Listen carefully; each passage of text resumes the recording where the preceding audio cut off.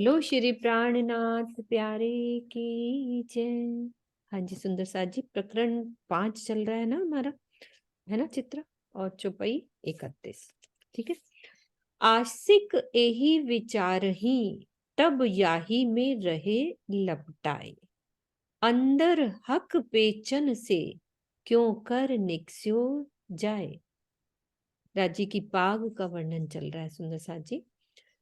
श्री राजी के प्रेम भाव में डूबी रहने वाली ब्रह्म सृष्टि जब धाम धनी के प्रेममयी भावों एवं पाग की सुंदरता के बारे में विचार करती है तो उसमें मग्न हो जाती है। वह पाग के पेचों की शोभा में इतनी डूब जाती है कि उससे निकल पाना उसके लिए संभव ही नहीं होता। अब क्या कह रहे हैं आगे? ऊपर कलंगी लटकत झलकत है अति जोर, याको नूर आसमान में भराए रयो उद्योत। पाग के ऊपर कलंगी लटक रही है जिसकी नूरमयी ज्योति बहुत अधिक झलकार कर रही है। उसका नूरमयी प्रकाश आकाश में चारों ओर फैल रहा है।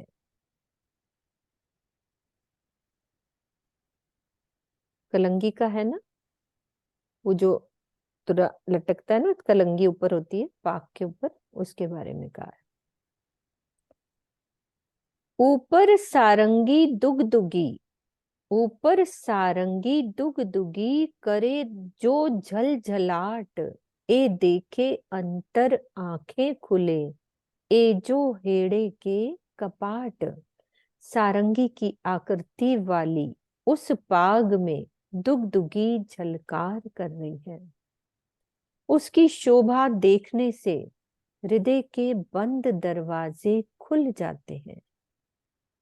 उसकी शोभा देखने से हृदय के बंद दरवाजे खुल जाते हैं और आत्मिक दृष्टि परमधाम में विहार करने लगती है।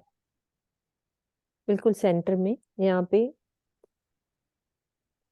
दुगदुगी है, सारंगी की आकृति वाली एक लॉकेट पाग। टाइप है जिसमें हाँ जी, मानिक लगा हुआ है। मान ऐसे लॉकेट, जैसे कल किरण दीदी ने दिखाया था ना, मैं अभी निकालूंगी, है पाग का। तो भावार्थ में क्या कह रहे हैं कि जीव जन जन्मांतरों से माया के बंधन में बंधा होता है। उसके हृदय में वासनाओं का जाल बिछा होता है। यदि ज्ञान, भक्ति, विवेक और वैराग्य आदि की अमृत धारा उसके हृदय में प्रवेश नहीं कर पाती, मतलब वासनाओं के कारण यदि ज्ञान, भक्ति, विवेक और वैराग्य आदि की अमृत धारा उसके हृदय में प्रवेश नहीं कर पाती, तो सामान्य रूप पर यही कहा जाता है कि आध्यात्मिक संपदा के लिए उसके हृदय के द्वार बंद है। क्योंकि खुलने की बात करिए ना, चौपाई में हृदय के द्वार खुल जाते हैं। तो जब यह आध्यात्मिक संपदा उसके हृदय मंदिर में प्रवेश कर जाती है तो यही कहा जाता है कि अब उसके हृदय के बंद द्वार खुल गए हैं। इस चौपाई का आशय यही है कि धामधनी की मेहर से यदि पाग की जगमगाती हुई दुगदुगी की शोभा दिख जाए तो हृदय ऐसे आनंद से भर जाता है कि वह पुनः माया में भटकने की इच्छा ही नहीं करता और आत्मिक दृष्टि अपने प्राण वल्लभ अक्षरातीत तथा निज घर को देखने लगती है। कि आनंद ही इतना आ रहा होता है वो देखने में, तो वो दोबारा माया में भटकने की इच्छा भी नहीं करती। इन परन का नूर क्यों कहूं, देख देख रू अटकत, और न्यारी जोत नंगन की, ए जो दुगदुगी लटकत, कलंगी में लगे हुए परों के नूर का वर्णन कैसे किया जा सकता है। उसकी शोभा देखकर तो आत्मा की नजर ही ठहर जाती है। पाग में लटकती हुई दुगदुगी में जो नग जड़े हुए हैं,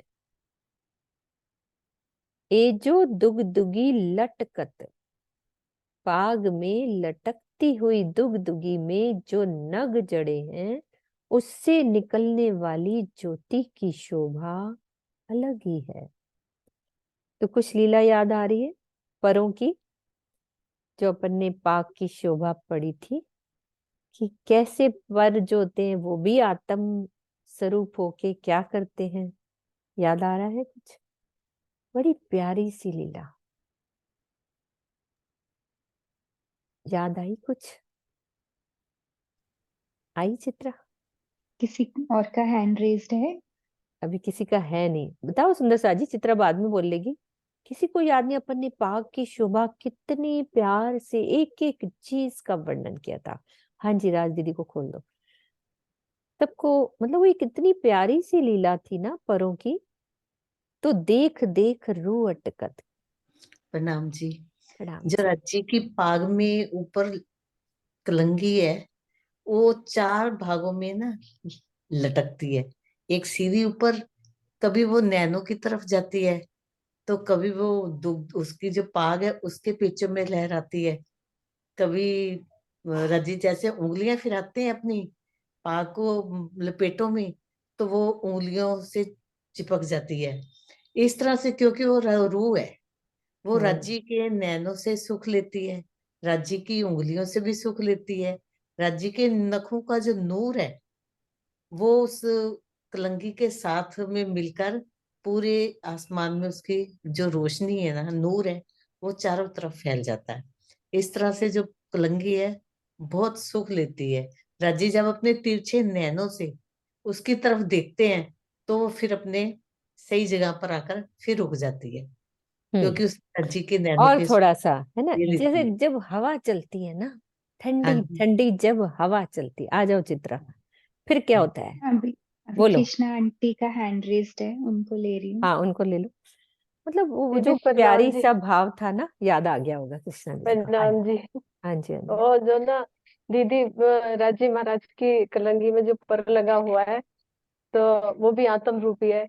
तो जैसे ही झुक के प्रणाम करता है नैनो में, तो वो भी शर्मा के फिर ऊपर से चला जाता है। बस इतना याद आ रहा है मेरे को थोड़ा सा। वो प्रणाम नहीं करेगा है ना। हाँ, तो झुक के वो देखता झुके है ना नैनों नजरों। से नैन नैनो जब मिलते मिला है। हैं ना, हाँ हाँ हाँ तो है ना, लज्जा से हाँ जैसे होता है ना, फिर हाँ। वही जैसे होता है ना, अपनी अदा से बर्दाश्त नहीं होता, फिर से वो पर फिर से ऊपर बैठ जाता जाता है ऊपर जाके। बहुत अच्छी तरह से समझाया था ये आपने, है। थोड़ा सा याद है। कितनी प्यारी। और प्रणाम जी दीदी। हाँ, अपेक्षा जी ने लिखा हुआ था कि वो वापस से घायल हो जाता है, वो घायल हो धनी को जाता है ना जब निहारता है नैन और से फिर नैन मिलते हैं। वापस से धनी जैसे ही उसको देखते हैं और वो घायल होके वापस अपनी जगह पे। तो जगह पे बहुत ही वैसा। ज्यादा प्यारा भाव प्यारा था ये भाव था, उनका। तो मुझे एकदम से याद आया। है ना, है ना। जी। ठीक हाँ है। जी प्रणाम जी। प्रणाम जी। ऊपर दुगदुगी जो मानिक, आसमान भरियो ताके तेज, आसमान जिमी के बीच में जोत पहुंची रेजा रेज। दुगदुगी के ऊपर मानिक जड़ा हुआ है, जिसका तेज आकाश में चारों ओर फैला हुआ है। परमधाम के आकाश और धरती के एक एक कण तक उसकी ज्योति फैली हुई है। इतना तेज है कि एक एक कण तक उसकी ज्योति फैल जाती। सुंदरता इन मुख की शब्द ना पहुंचे कोई, नूर को नूर जो नूर है, किन मुख कहूं रंग सोए। श्री राज जी के मुख के अनंत सौंदर्य का वर्णन करने में किसी भाषा का कोई भी शब्द समर्थ नहीं है। श्री राज जी के जिस नूरमयी स्वरूप से श्यामा जी हैं और सखियों का स्वरूप दृष्टि गोचर हो रहा है, उस स्वरूप के मुखार बिंद के रंग की शोभा का वर्णन कैसे किया जाए। नूर को नूर जो नूर है ना, श्री राज जी के नूर से श्यामा जी, श्यामा जी के नूर से सखियां।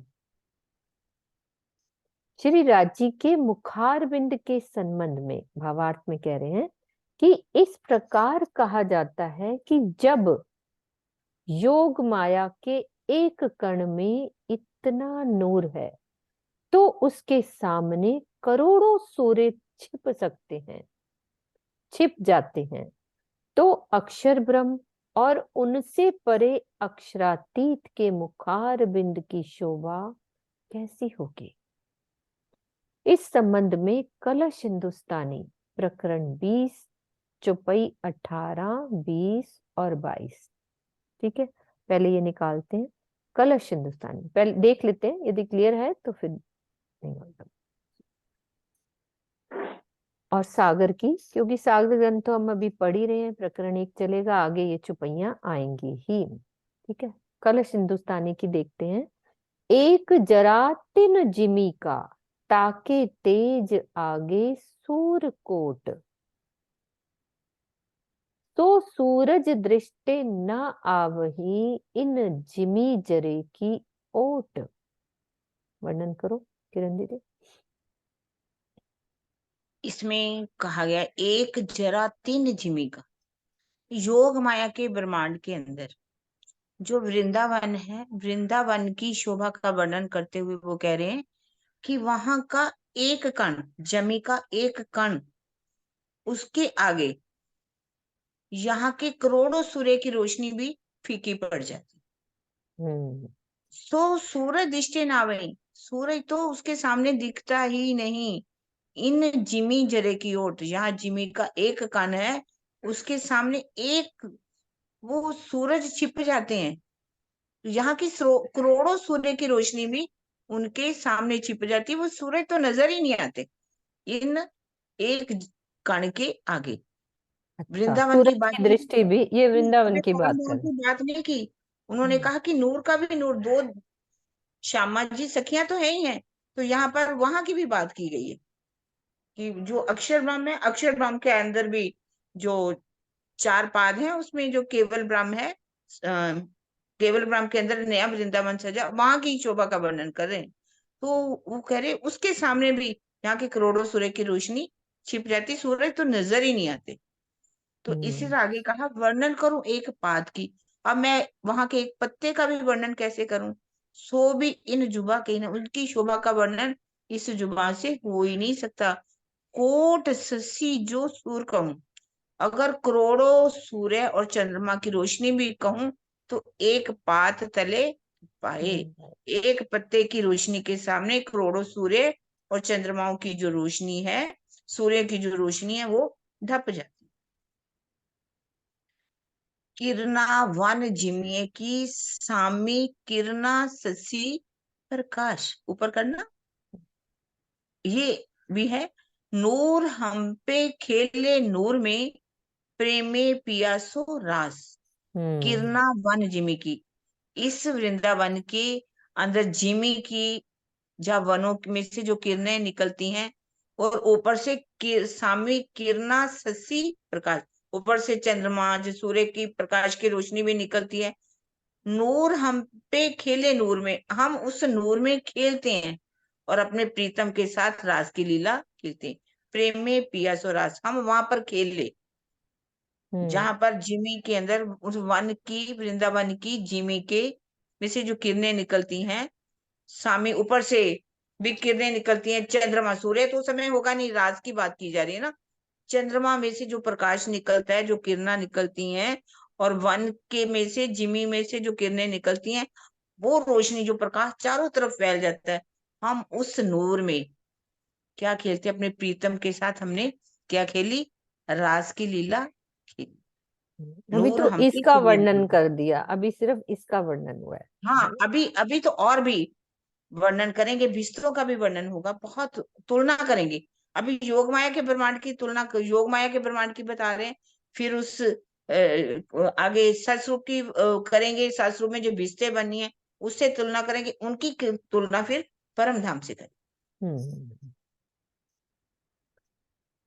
एक उज्जवल रंग अंग अरस का माहे गहरी लालक ले, मुख चौक छवि इनकी किन विद कहूं मैं ए। परम धाम में विराजमान श्री राज जी के मुखार बिंद का रंग उज्जवलता यानी सफेदी में गहरी लालिमा लिए हुए है। उनके मुख की आकृति इतनी सुंदर है कि उसका वर्णन कर पाना मेरे लिए किसी प्रकार से भी संभव नहीं हो पा रहा है।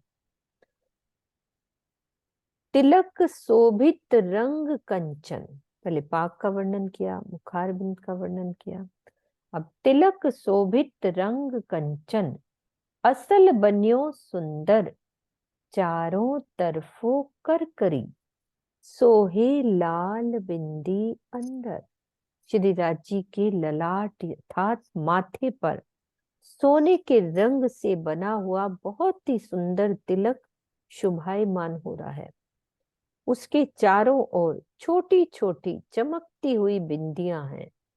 तिलक के अंदर लाल रंग की सुंदर बिंदी लगी हुई है। लवने केस कानों पर, तिन केसों का जो नूर, आसमान जिमी के बीच में जोत भरियो रही हजूर। बहुत प्यारा भजन था कर। श्री राज जी के सुंदर घुंघराले बाल कान के आभूषणों तक आए हुए हैं। उन बालों से निकलने वाली नूरमयी ज्योति धरती और आकाश के बीच में चारों ओर फैल रही है।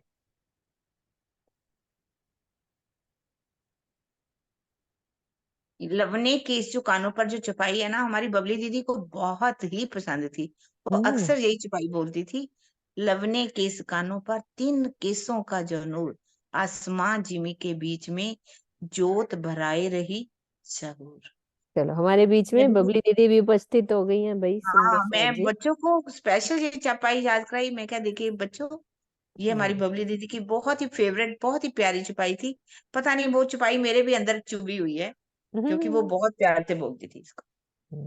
लवने घुंघराले बाल, घुंघराले वालों की लटें, लटे कैसे मैं भूल जाऊं, लहराती कानों को हैं। भूल बहुत जाऊं। अच्छा दीदी, जब पाक का वर्णन किया था ना, तो उसमें यही हम्म। था कि जब वो लटकती हुई जुल्फ, जाजी जब पाग जुल्फे बांधते हैं, ना, उनकी जुल्फे हैं जुल्फे है कानों ना, पर। तो वो बांधते बांधते ना वो अंदर घुस जाती है ना, जब पाग बांध रहे हैं। तो फिर राजी बाहर निकालते हैं, तो फिर से दूसरी लपेट में फिर अंदर घुस जाती है, तो फिर अपनी उंगलियों से उसको बाहर निकालते हैं। बड़ा ही प्यारा वर्णन था वो घुंघराली लट का। नैनन की मैं क्यों कहूँ नूर रंग भरे तारे, सेत माहे लालक लिए, सोहे टेढ़े अनियारे। अनंत सौंदर्य से भरे हुए उनके नेत्रों की शोभा का मैं कैसे वर्णन करूं। दोनों नेत्रों के तारे नूर से भरपूर हैं। दोनों नेत्रों की सफेदी में लालिमा मिली हुई है। नेत्रों की आकृति तिरछी है और उनके कोने नुकीले हैं। नेत्रों की शोभा पूरी वर्णन करी ना उन्होंने, कि उनके जो तारे होते हैं ना, आंख के अंदर एक जो तारा है वो नूर से है, फिर हमारी जो वाइट वाइट दिखती है उसके अंदर लालिमा मिली हुई है, और जो आकृति है वो तिरछी है। तिरछी मतलब ऐसे, और कोने बिल्कुल यहाँ आके नुकीला कोना है। तो आंखों की गोल पुतली के अंदर एक और छोटी सी गोलाई होती है, एक और छोटी सी गोलाई होती है जिसे हम तारा कहते हैं। आंखों के सफेद पर्दे पर लालिमा छाए रहना किसका द्योतक है? प्रेम की प्रगाढ़ता का द्योतक है। यानी प्रेम भरा हो ना, तो उस सफेदी में लालिमा भी झलकने लगती है। तिरछे और नुकीले नेत्र सौंदर्य का प्रतिमान माने जाते हैं। जो सुंदर होते हैं ना, उनके नैन तिरछे और नुकीले होते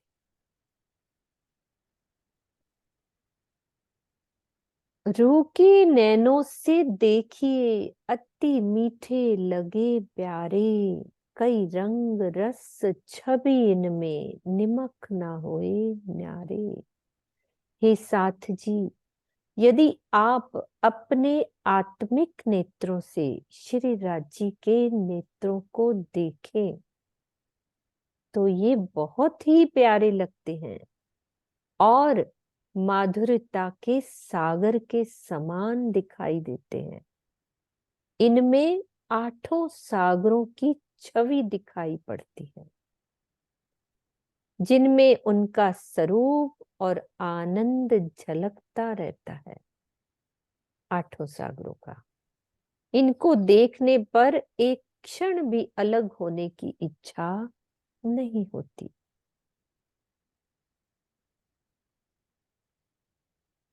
दिल के भाव आंखों में दृष्टिगोचर होते हैं। जो दिल में होता है आंखों से नजर आता है।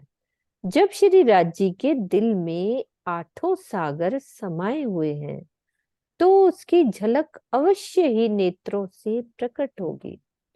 इस चौपाई के तीसरे चरण का यही भाव है, निमक न होए न्यारे।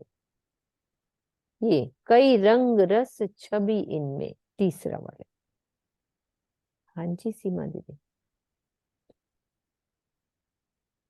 हमने हाँ जी सीमा दीदी। दीदी दीदी, जब नैनो का वर्णन होता है उसमें जब तिरछे आता है तो मैं वो भाव समझ नहीं पाती। तिरछे कैसे कहा, मतलब कि क्या नैन ही इतने बड़े बड़े और तिरछे आगे जाके तिरछे हो गए बनावट में, या कुछ और बात है? देखते वो तिरछा है हमें, ये देखते थोड़ा सा तिरछे भाव। हैं, उसकी बनावट भी ऐसी है ना, तिरछी ऐसे ही होती है ना, इस तरह देखिए से ये गोल आंखें होती हैं, वो सुंदर नहीं सुंदर होती, नहीं कहलाते। है ना, मुरझाई सी आंखें लगती हैं, हम्म। जी जी। चपटी वो सी खुलती आंखें, ही वो नहीं भी है सुंदर पूरी, नहीं वो होती। खुलती ही नहीं है दीदी, गोल आंखें और पूरी। जो तिरछे नैन है ना, बांके नैन जिसे कहा गया, बांकी चितवन लिए, तिरछी चितवन लिए, हमेशा तिरछे नैन सबसे ज्यादा सुंदर होते हैं। हम्म। हाँ, ये शीतल लिख रही, हिरनी, हिरनी की आंखें सबसे सुंदर मानी गई हैं, हिरनी जैसी आंखें। तो वो ये कह सकते हैं उनके नैन ही तिरछी हैं, तिरछी चितवन लिए हुए हैं, वो रूहों का भी हाल तिरछा कर देते हैं। तिरछा थोड़ा टेढ़ापन लिए, टेढ़ी माने एक वो टेढ़ा नहीं, काना वाला टेढ़ा नहीं, उस हाँ। बात को मतलब है, कहते वो नहीं, बहुत ही सुंदर, जिसकी कल्पना कीजिए कि आंखें कितनी सुंदर होगी, तिरछी और नुकीली ऐसे।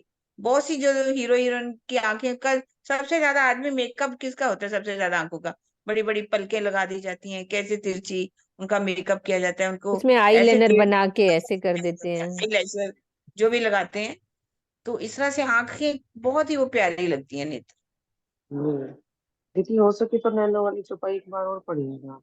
पढ़ते हैं। हाँ जी दीदी आप बोलिए। प्रणाम जी। वो ना, प्रणाम जी। हम्म। नेत्र जो है ना, तिरछे नेत्र, जैसे पत्ती होती है ना, पौधे की पत्ती देखी होगी ना, पौधे की पत्ती शुरू से भी नुकीली होती है और लास्ट में भी नुकीली हो जाती है, और वो तिरछी होती है। गोल आंख इतनी सुंदर नहीं होती। आंखें तीन तरह की होती हैं, एक गोल होती हैं, एक थोड़ी सी तिरछी हो जाती हैं, और एक बिल्कुल पत्ती नुमा तिरछी होती हैं, दोनों तरफ से एक जैसी पत्ती। वो हम्म। तिरछे नैन नुकीले होते हैं, वो सबसे सुंदर माने जाते हैं। ये मेरे मेरे दिमाग में तो ये है, पता हाँ नहीं हाँ अब। कोई बात नहीं दीदी, अच्छा है। रूह के नैनों से देखिए अति मीठे लगे प्यारे, कई रंग रस छवि इनमें। मेरे दिल में तो भाव आ रहा था कि आठों सागर कैसे समाये हुए, कैसे नजर आता है कि कई रंग रस रस छवि इनमें, कई रंग रस छवि इनमें, निमक ना होए न्यारे। कि ये नेत्र को देखें तो ये बहुत प्यारे लगते हैं और माधुर्यता के सागर के समान दिखाई देते हैं। इनमें आठों सागरों की छवि दिखाई पड़ती है, जिनमें उनका स्वरूप और आनंद झलकता है। इनको देखने पर एक क्षण भी अलग होने की इच्छा नहीं होती। दिल के भाव आंखों में दृष्टिगोचर होते हैं। जब श्री राज जी के दिल में आठों सागर समाये हुए हैं, तो उनकी झलक अवश्य ही नेत्रों से प्रकट होगी। इस चौपाई के तीसरे चरण का भाव यही है। यहाँ पर भी अगर देखा जाए तो नैनो से पहचान होगी कि उसके अंदर प्रेम भरा हुआ है, क्रोध है, ईर्ष्या है, द्वेष है, सारे भाव आपको नैनो से प्रकट हो जाएंगे यहाँ पर भी। तो राज्य के दिल में तो माधुर्यता, इश्क, एक दिली, सौंदर्य, सुगंधी, क्या क्या आठों सागर, निस्बत का सुख भी, सर्वराज सागर का सुख भी, रूहों की शोभा भी तो उनके नैनों में बसी हुई है। नूर तो है ही है उनके अंदर, तो आठों सागर तो उनके अंदर है ही। आंखों में भी वो नजर आते हैं आठों सागर। जब यहाँ की आंखों में इतना कुछ दिखाई देता है, तो वहां तो राज्य के नैनों में तो आठों सागरों का सुख ही भरा हुआ है, जो हमें यही ही नेत्रों में देख लो। नेत्र अगर दिख जाए तो आठों सागरों का सुख मिल जाएगा।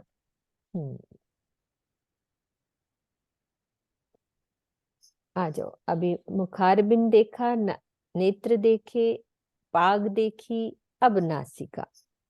नासिका की मैं क्यों कहूं। हाँ जी दीदी, पहले आप बोलो, खोलो। प्रणाम जी। प्रणाम जी। हाँ जी, हमारे सरकार श्री जी नैनो का बहुत अच्छा वर्णन करते थे। वो यहाँ की आंखों के भी 16 गुण बताया करते थे। आंखें सुनती हैं, आंखें बोलती हैं, तो जब यहाँ की आंखों में 16 गुण सरकार श्री जी बताया करते थे, तो वहां राज्य के नैनों का तो क्या वर्णन किया जा सकता है। वो तो नेत्र इतने अनियारे हैं कि उनमें तो बस डूब के कौन निकलेगी रूह बाहर। बस यही मेरा भाव था। बहुत प्रणाम जी। अच्छा, बहुत अच्छा। नासिका की मैं क्यों कहूं, कोई इनका निमूना ना है। जिन देखा सो जा नहीं, वाके चुभ रहे हैड़े माहे। मैं श्री राज्य की नासिका की शोभा का वर्णन कैसे करूं। इसकी सुंदरता के वर्णन में किसी की भी उपमा नहीं दी जा सकती। जिन्होंने धामधनी की नासिका के सौंदर्य को देखा है, वे ही उसके आनंद को जानते हैं। नासिका की अलौकिक छवि उनके धाम हृदय में हमेशा ही बनी रहती है, हमेशा ही चुभी रहती है।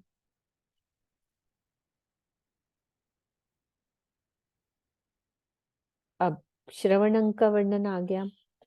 कानन मोती लटकत उज्जवल ज्योत प्रकाश, बीच लाल की लालक ज्योत मावत नहीं आकाश।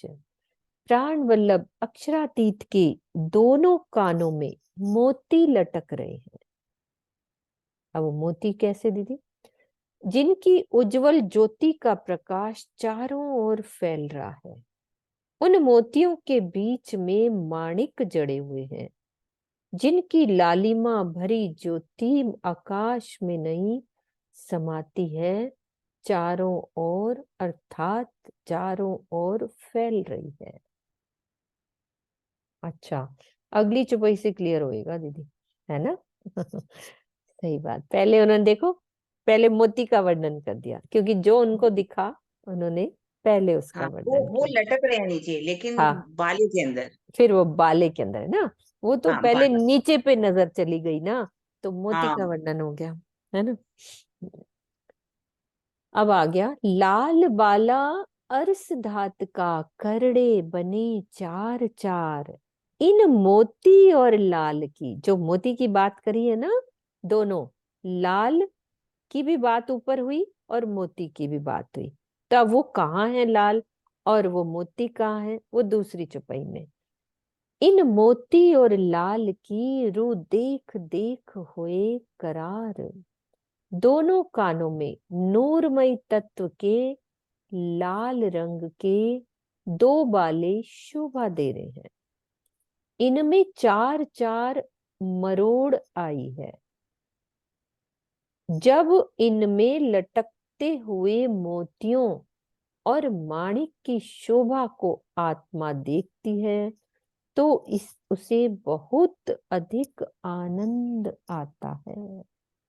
अब वो जैसे होता है ना एक बाला, अब उसको के जो है ना बल होते हैं, एक बल ऐसे, फिर दूसरा, फिर तीसरा, ऐसे करके राउंड में बाला बन जाता है जो कि लाल रंग के दो बाले, मतलब मरोड़ जो चार ऐंठन है ना, चार चार ऐंठन उस तरह से। फिर इसमें लटकता हुआ मोती, ठीक है, नीचे लटका एक मोती और बीच में माणिक, और माणिक की शोभा को आत्मा देखती है तो उसे बहुत अधिक आनंद है। ऐसी शोभा है ना दीदी, चार हाँ जी, करड़े गोल, है ना। मोती लटक रहे हैं, मोतियों के नीचे माणिक है। चार चार स्थान पर ऐसे मोती लटक रहे हैं, इसमें माणिक लगा हुआ है। किरण जी ने उसे बड़ी अच्छी बाले की शोभा बना करके दिखाई दी, हम्म, है ना। चार करड़े इस तरह हाँ, से, है ना। ऐसे ऐसी ईंटें बनी हुई है ना उसमें। ऐठन बनी हुई, मतलब ऐठन ईंटें मीन्स बनी, मरोड़, जैसे मरोड़। किसी तार को हम मरोड़ देते हैं ना, ऐसे वो चार हम्म, तारों को मरोड़ के एक कट्ठा बाला बनाया, फिर उसमें नीचे मोती और माणिक माणिक। दोनों लटके हुए।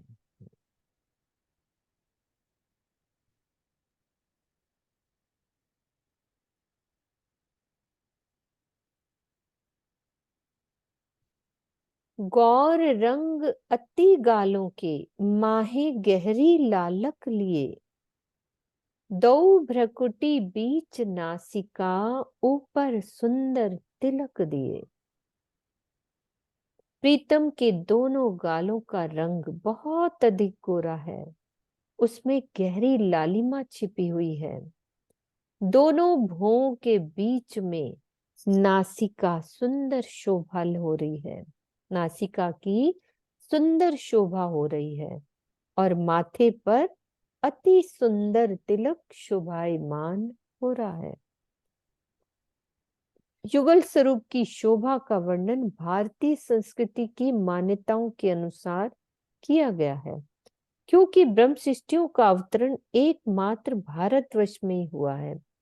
यद्यपि कतेब परंपरा में तिलक, साड़ी आदि का वर्णन नहीं है, किंतु युगल स्वरूप को जिस रूप में प्रेम पूर्वक जो युगल स्वरूप को जो जिस रूप में प्रेम पूर्वक चाहता है उसे उसी रूप में दीदार मिलता है, वैसा ही।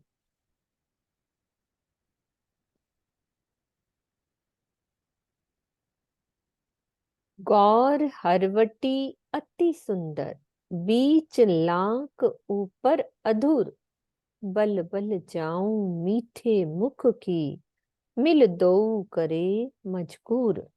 अब ठुड्डी का वर्णन आ रहा है कि श्री राज जी की ठुड्डी गोरे रंग की है और बहुत ही सुंदर है। ठुड्डी और होठों के बीच में गहरा स्थान भी बहुत सुंदर है, यहाँ पे भी डिंपल पड़ता है ना बीच में। जब श्री राज श्यामा जी आपस में प्रेम भरी बातें करते हैं, राजी और श्यामा जी जब प्रेम भरी बातें करते हैं तो उनके माधुर्यता भरे मुख की शोभा पर मैं बारंबार बलिहारी जाती हूँ, बारंबार समर्पित होती हूँ। कितना सुंदर मुख लगता होगा आपस में जब बात कर रहे हैं, होठों की शोभा, ठुड्डी की बीच में वो जो गहराई है, बात करते करते डिंपल पड़ता है ना, जब यहाँ पे भी और यहाँ पे। यहाँ हरवटी किसकी बात की ना, ठुड्डी की। ठुड्डी की ठुड्डी और और होठों के बीच की गहराई को कहा गया, गहराई, जहाँ की उस ये गहराई। गहराई दीदी यहाँ भी पड़ता है ना डिम्पल, बहुत वो तो सुंदर पता है। गहराई होती है ना, हाँ। तो उसी हम्म को कह दिया ये गहराई हम्म बीच वाली बात को। वैसे ये भी गहराई है उसमें, वो तो डिम्पल तो पड़ता ही है, लेकिन यहाँ अधरों और ठुड्डी के बीच, फिर अधरों की गहराई भी बात होगी, फिर हाँ, नासिका और अधरों के बीच की गहराई की बात होगी। गहराई की बात, अलग अलग गहराइयां। हाँ, अलग अलग जगह पर अलग अलग वर्ड। कटी कोमल अति पेट पांसली, पीठ गौर शोभे सरस, गर्दन केस पेच पाग के, छवि क्यों कहूं अंग अरस। श्री राज जी की कमर पसली यानी कंधे के नीचे का भाग, अब पीठ के पीछे का वर्णन हो रहा है, और पेट, पेट का भी आगे। पेट बहुत ही कोमल है, गोरे रंग की पीठ बहुत ही सुंदर सुशोभित हो रही है। गर्दन तक आए हुए घुंघराले बालों और सिर के ऊपर बंधी हुई पाग के लपेटों की सुंदरता अलौकिक है। समझ में ही नहीं आता कि श्री राज जी के इन नूरी अंगों की शोभा का मैं कैसे वर्णन करूं।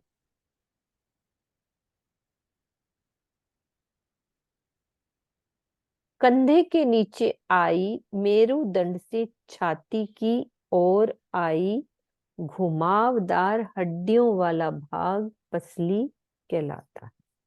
पसली को क्लियर किया है। अंग समझ आ गए ना सुंदर साथ जी सभी? दीदी एक बार स्टॉप करते हैं, अभी तक जितने अंगों का वर्णन हुआ है एक एक अंग का वर्णन करें सुंदर सा। अभी तक क्या क्या वर्णन हुआ है ना दीदी, कहाँ से कर ले। शुरू हुआ? हाँ सुंदर साथ जी स्टार्ट करो, कहाँ से शुरू हुआ? कहाँ से शुरू हुई बात, क्या क्या वर्णन हुआ। तो एक बार हमारे दिल में वो शोभा वर्णन करेंगे तो वैसी शोभा हृदय में बैठती जाएगी। कल हमने मतलब उसका वर्णन, पाग का वर्णन किया, कैसे राज्य अपने हाथों से बांधते हैं, कैसी शोभा है। आज किसका वर्णन किया सुंदर साथ जी? सबसे पहले किसका वर्णन आया? पाग के ऊपर क्या है? स्वर्णा दीदी, शीतल और स्वर्णा दीदी को खोलते, फिर प्रणाम जी उसके बाद सुंदर सुनीता जी, दीदी। प्रेम प्रणाम जी। हम्म, सबसे पहले कलंगी और उसके बीच में दुगदुगी का अति सुंदर वर्णन किया कि जब वो कलंगी के जो पर है वो हवा के झोंकों से जब झूमते हैं और वो हिलते हैं पर, तो इतने लज्जा जाते हैं कि वो नीचे झुक जाते हैं। और फिर उसके ऊपर जो माणिक की दुगदुगी आई है वो इतनी सुंदर लग रही है, इतनी सुंदर कि उनकी जो लालिमा है उनके मुखारबिंद पर आ रही है और पूरा उनका मुखारबिंद ही लालिमा से भरपूर हो जाता है। हम्म और अभी रुको स्वर्णा दीदी, अब बाकी का सुनीता दीदी करती है। एक एक चीज का वर्णन करते जाओ, सब सुंदर साथ जो जो चुप गई बात सुनीता दीदी है ना, सब मिल के थोड़ा थोड़ा करेंगे ना, आनंद आएगा। सुनीता दीदी। प्रणाम जी सुंदर साथ जी।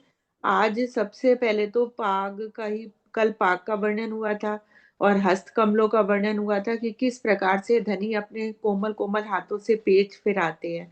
आज कलंगी का वर्णन हुआ है कि तीन परों वाली जो कलंगी है और उसके बीच में जो मानिक लटक रहा है और उस मानिक में जो प्रकाश निकल रहा है, जो लाल रंग की किरणें निकल रही हैं, वो धरती और आकाश को चीरती हुई कैसे रेजा रेज किरणें निकल रही हैं कि पूरा परम धाम ही लाल रंग का दिखाई दे रहा है।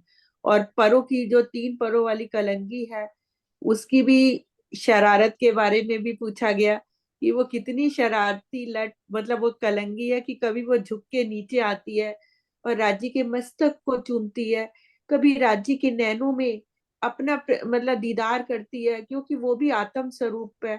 और जब राज्य के नैनों में वो दीदार करती है तो फिर घायल सी हो जाती है और फिर दोबारा अपने स्थान पर चली जाती है।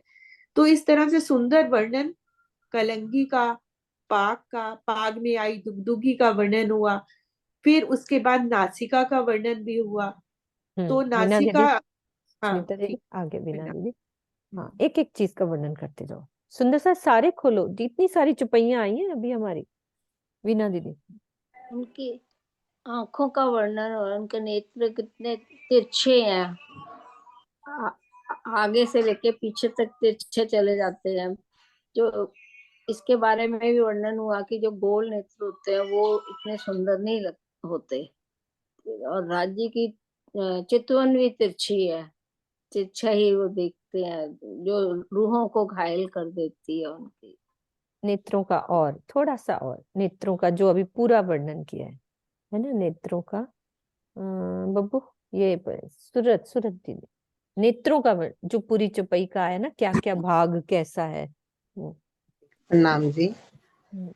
शिवराज जी के नेत्र जो है बंके तिरछे नेत्र हैं, उनमें जो है इश्क, प्रेम, माधुर्यता, आठों सागरों का स्वरूप जो है उनके अंदर सब दिखाई देता है।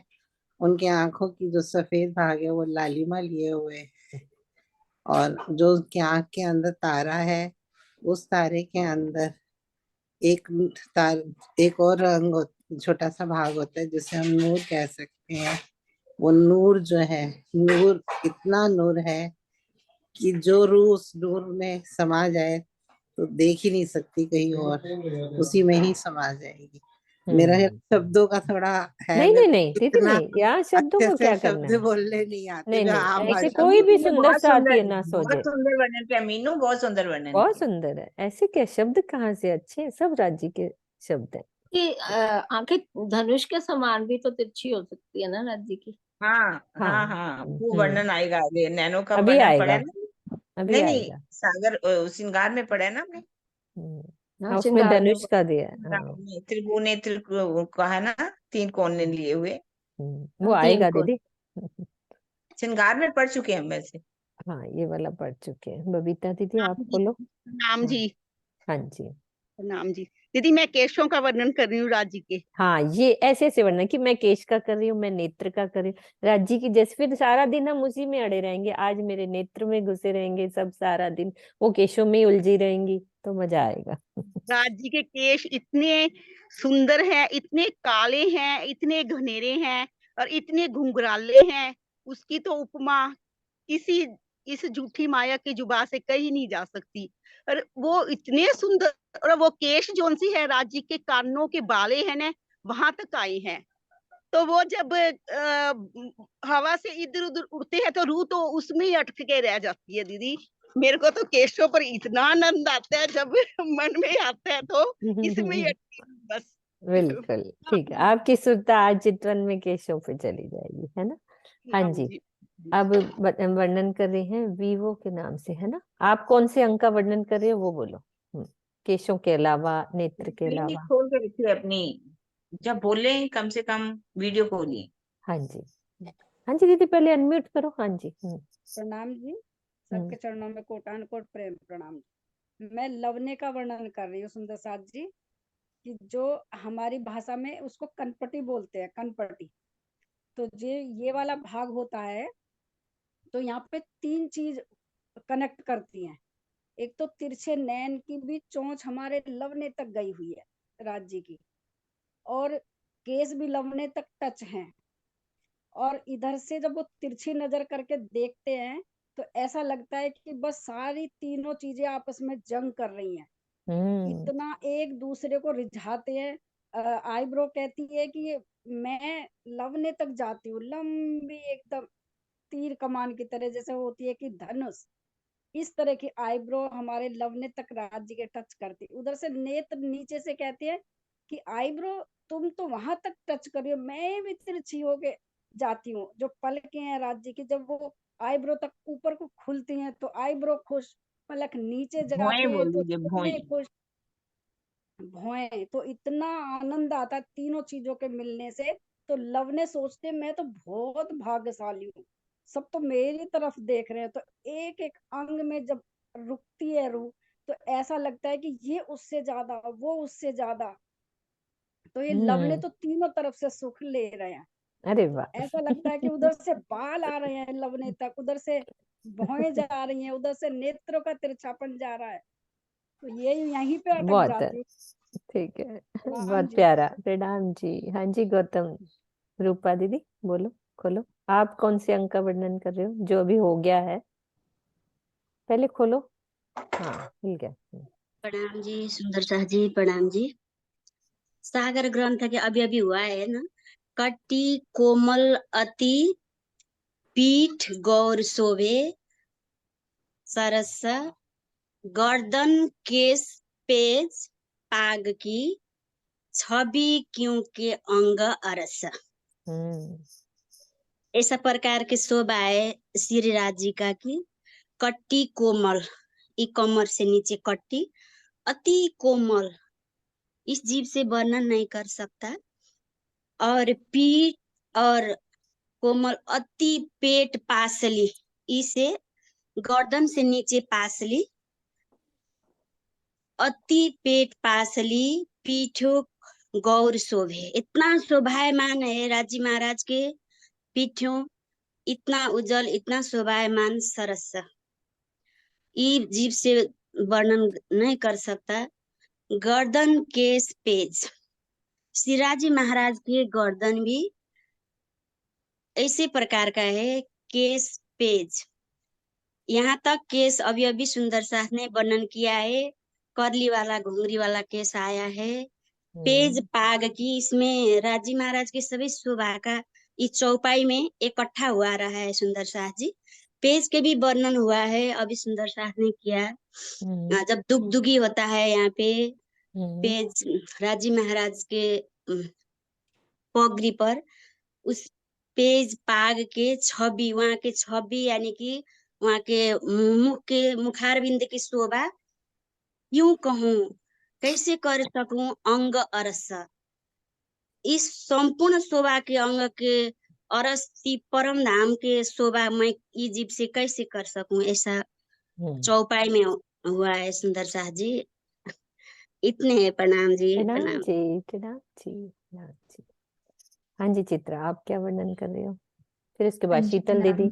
हाँ जी। हाँ जी, तो मुझे वो चौपाई का चरण आता है ना, मुखारविंद गहरी लालक लिए, तो मुझे बहुत ही अच्छा लगता है कि वो जैसे उनके श्रवण अंगों में जो वो करड़े वाले आए हैं बाले, उन बालों के नीचे मोती लटक रहा है, मोती के अंदर वो माणिक की शोभा है, तो एक वो लाल रंग के बाले और फिर उनके नीचे माणिक की शोभा, तो वो जब वो धनी के गालों पे वो झाई पड़ती है तो वो लालिमा लिए, वैसे ही धनी के मुखारविंद बहुत गहरी लालक लिए है। लेकिन ऐसे लगता है कि जाहिरी तौर पे अगर सोचें कि किस किस चीज की झलक पड़ती होगी धनी के मुखारविंद पे, तो आज चौपाई में ये आया कि जब वो माणिक है, मोती के नीचे जो माणिक है, तो उसके बाद फिर चौपाई आई गालों की। पहले वो श्रवण अंगों का वर्णन हो रहा था और फिर उसके बाद अचानक से वो गालों की चौपाई आई और उसके बाद फिर तिलक का वर्णन हुआ। तो पहले तिलक का वर्णन हो चुका था, तिलक के आसपास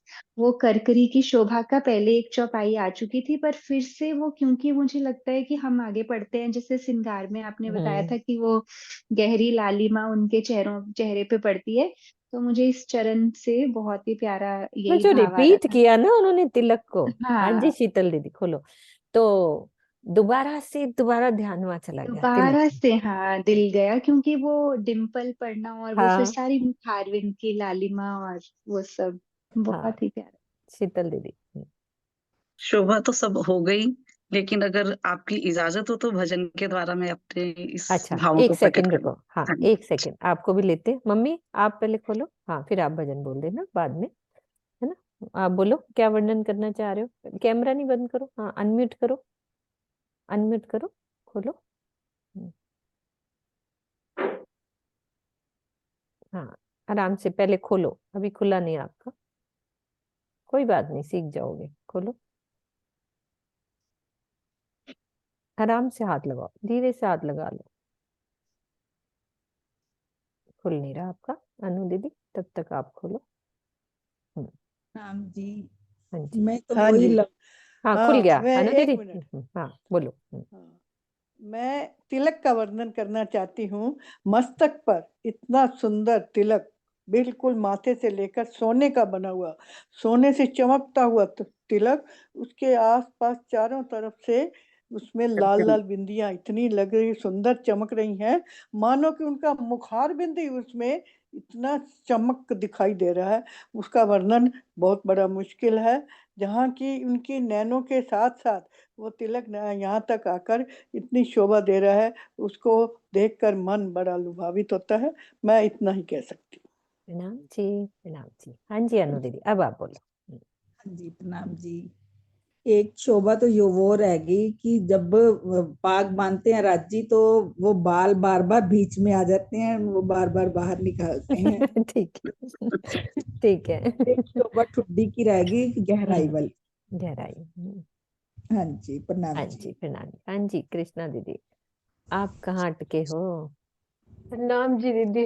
हाँ जी। मैं नासिका पे अटकी हूँ। अरे वाह, हाँ नासिका भी नासिका का रह गई है। वर्णन हाँ जी। हाँ जी।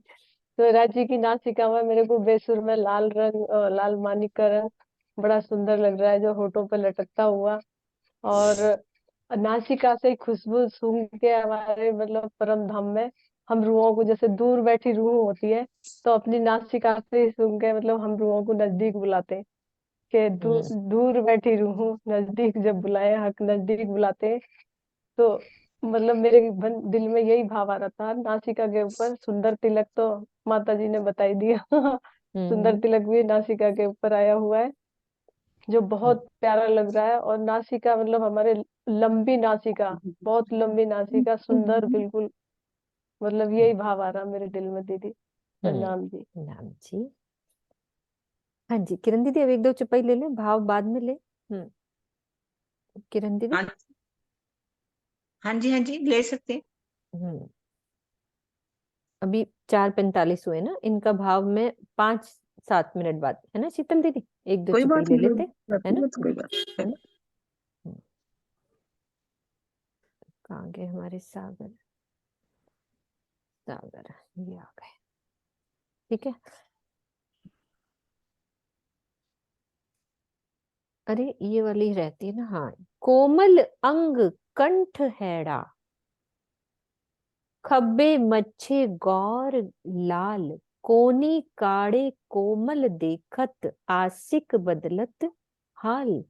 मेरे प्राण वल्लभ अक्षरातीत का गला और हृदय छाती अंग बहुत कोमल है। दोनों कंधों और दोनों बाजुओं का रंग लालिमा लिए हुए है और अत्यधिक गौर वर्ण का है। कोहनी और कलाइयों की कोमलता को देखकर आशिक आत्मा की स्थिति बदल जाती है। दीदी एक बात कहूं किरण दीदी, जैसे है ना श्रृंगार में खुले अंग छाती का वर्णन, यहाँ भी तो ये खुला अंग ही वर्णन कर रहे हैं।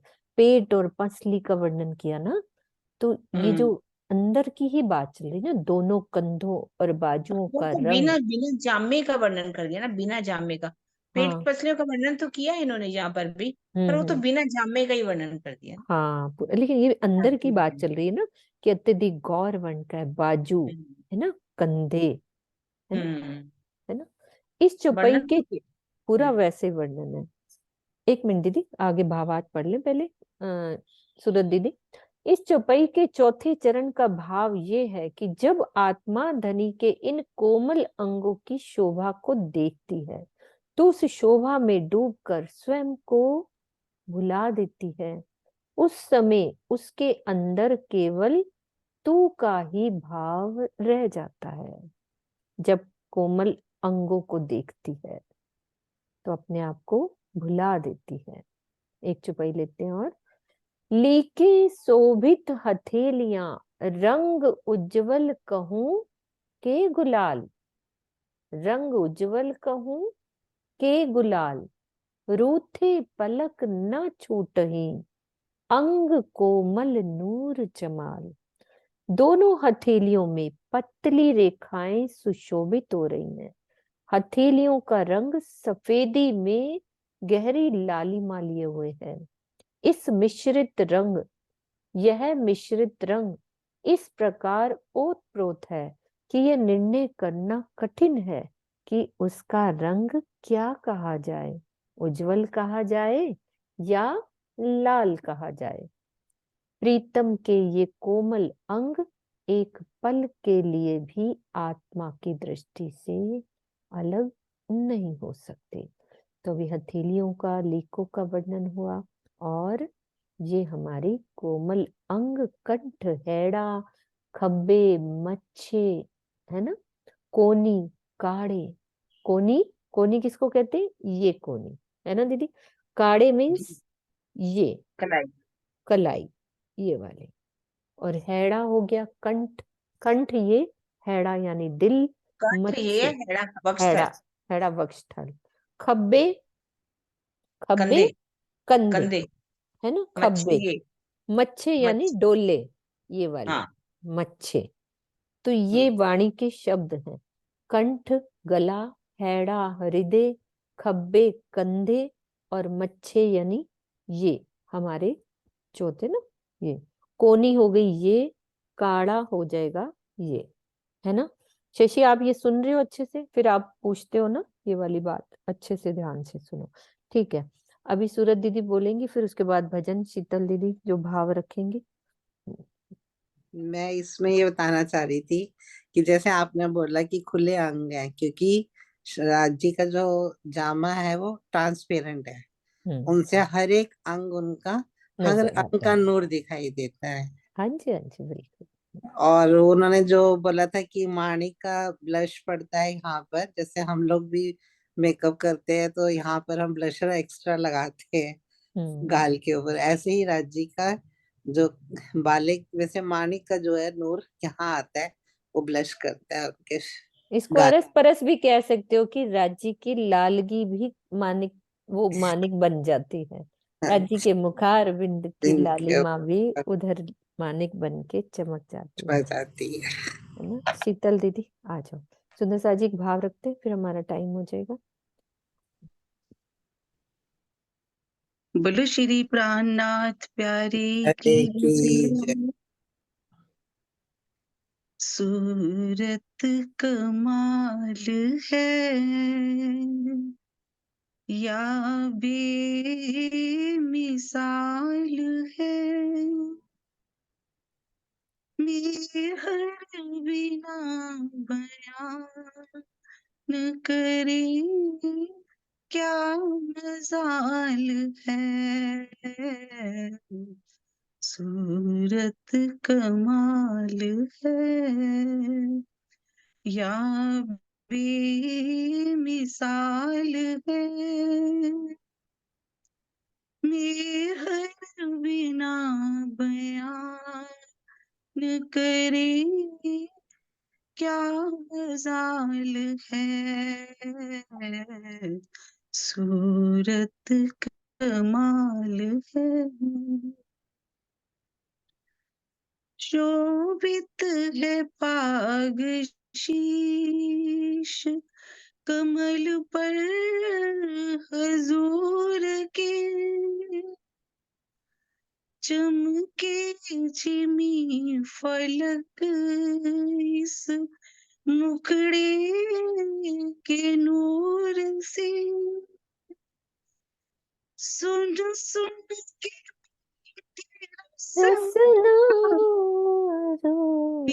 निहाल है। सूरत कमाल है या बेमिसाल है, मेहर बिना बयान करे क्या मजाल है। सूरत कमाल है। नैनों में उनके इश्क के सागर उमड़ रहे, नैनों में उनके इश्क के सागर उमड़ रहे, मुस्कान देख अधरों की मोमिन उलझ रहे, मुस्कान देख अधरों की मोमिन उलझ रहे, बाकी चितौल रे जमाल है, सूरत कमाल है, या भी मिसाल है, मेहर बिना बयान करे, क्या मजाल है, सूरत कमाल है, कानन तलक है केश क्या, खुशबू लिए हुए, कानन तलक है केश क्या, खुशबू लिए हुए,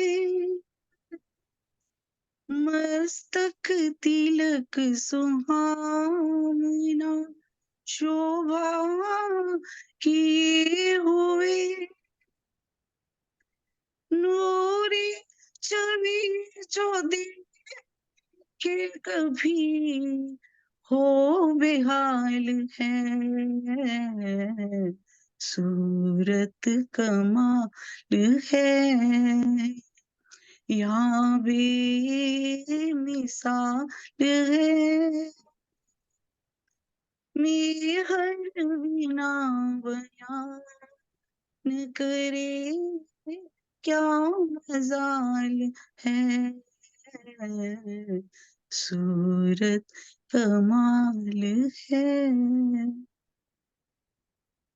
प्रणाम जी। प्रणाम जी। सरोज दीदी आ जाओ, चुपई धुरा लो। मैंने अभी देखा आपको। सरोज हाँ जी, दीदी। कोई बात नहीं।